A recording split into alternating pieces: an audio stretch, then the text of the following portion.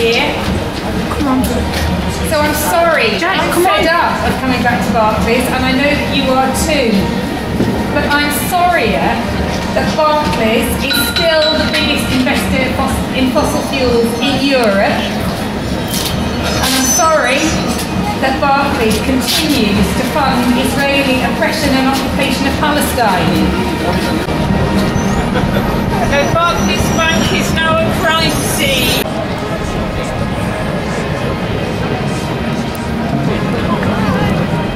Companies supplying Israel with weapons and military technology used to oppress Palestinians.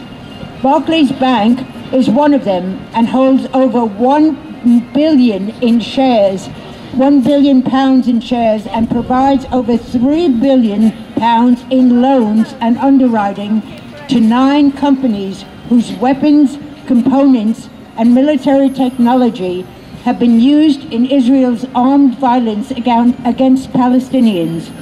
By providing investment and financial services to these arms companies, Barclays facilitates the provision of weapons and technology for Israel's militarized repression of Palestinians.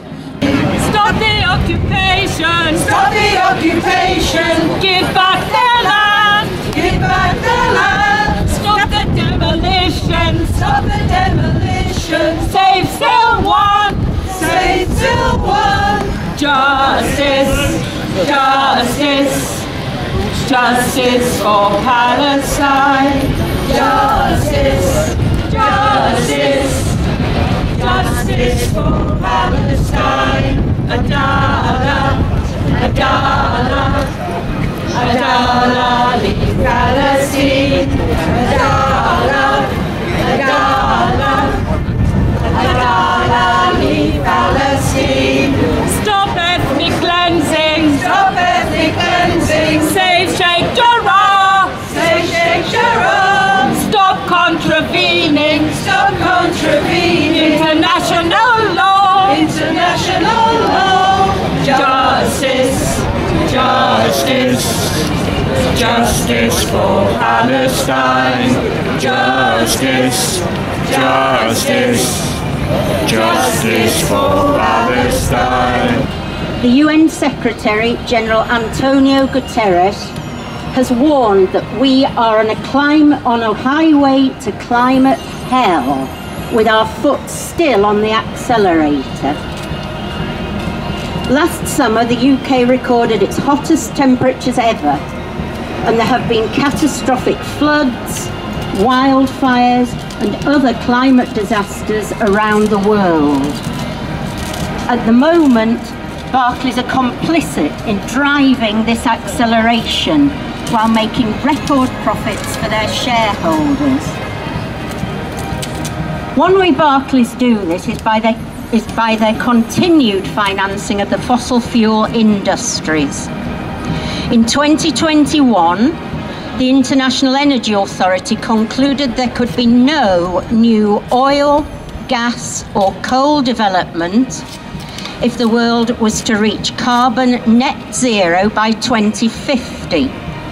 Nevertheless, Barclays has invested over $19 billion in fossil fuels since then.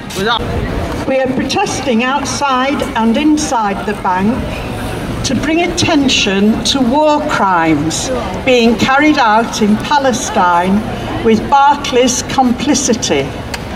Barclays owes shares worth over 1.3 million in weapons and military technology used in violence against the Palestinians in Gaza, the West Bank and East Jerusalem, involving aerial bombardment, demolitions and nightly raids on Palestinian homes.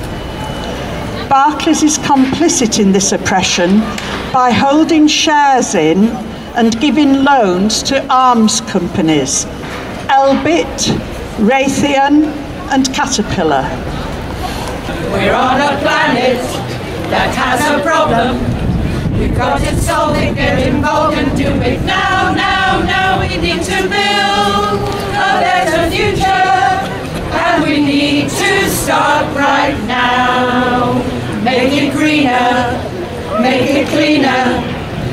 it last, make it fast, and do it now, now, now. We need to build a better future, and we need to start right now. To mourn the deaths of thousands of Palestinian people killed over the last decade in the West Bank and Gaza, including women and children, killed in their own homes where they should feel safe. People are regularly killed in the West Bank on Palestinian land, which is routinely raided by the Israeli army. The number of Palestinians killed in the West Bank occupied territories by Israeli forces since the start of 2023 has now risen to 88 people, including 17 children.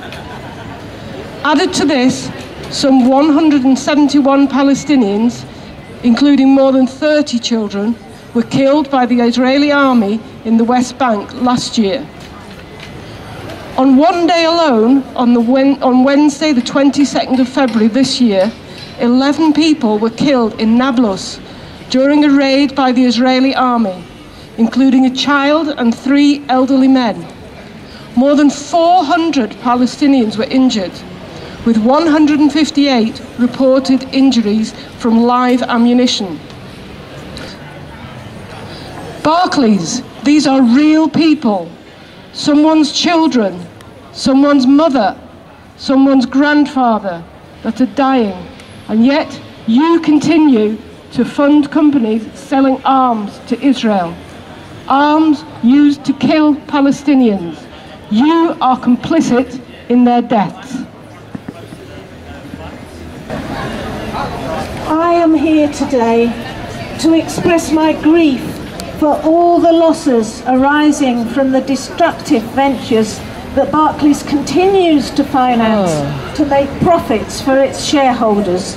The fossil fuel exploitation, the huge Drax power station, the destruction of the Amazon, all of these contribute to the acceleration of the climate crisis, which is destroying our planet and already contributing to countless deaths of people, wildlife, and the mass extinction of species worldwide. This destruction is happening now.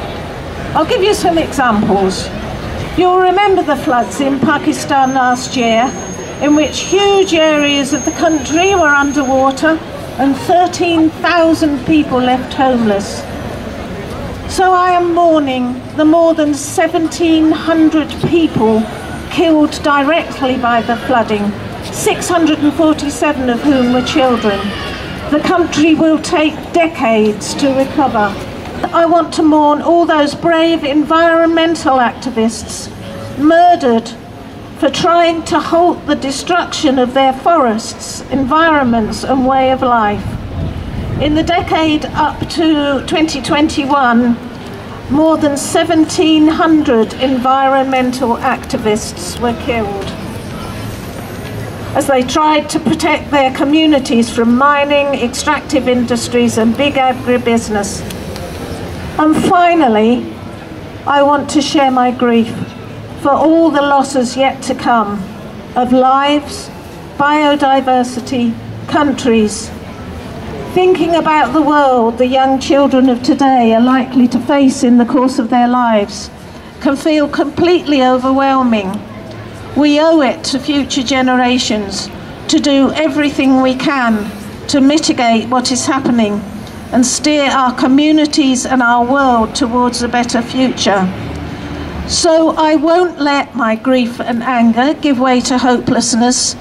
I will continue being an activist, and that's why I'm here, calling on Barclays to stop funding the criminal destruction of the planet and start investing in a better future.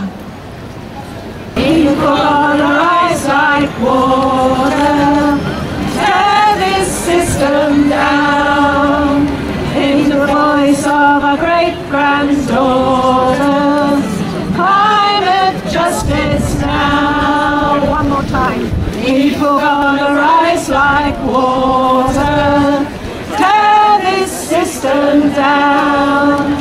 In the voice voice of our great-granddaughters. Climate justice now.